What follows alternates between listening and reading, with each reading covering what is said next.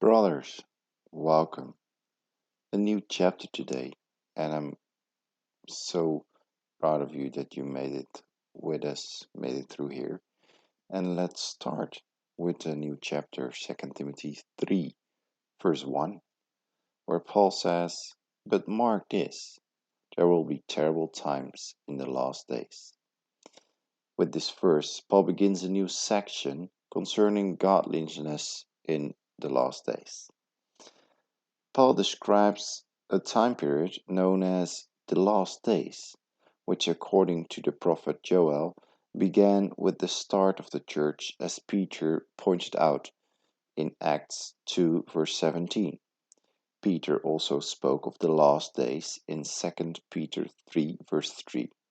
James referred to it in James 5, verse 3, and the author of Hebrews mentioned it in Hebrews 1, verse 2.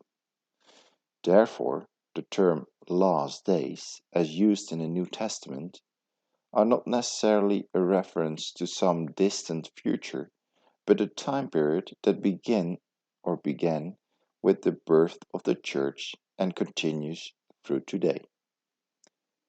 These last days will be difficult, especially considering the many deceiving voices used by our enemy. Even today, we hear of many deceitful teachers who unknowingly echo the false teachers of Timothy's Ephesus, who claimed that faithfulness to God would lead to material blessings. Paul's warning that righteous living would be difficult and timeless and is timeless, sorry. Paul's warning that righteous living will be difficult is timeless. And we find that the wickedness in Paul's time also occurs in today's world. There really is nothing new under the sun when it comes to man's fallen nature.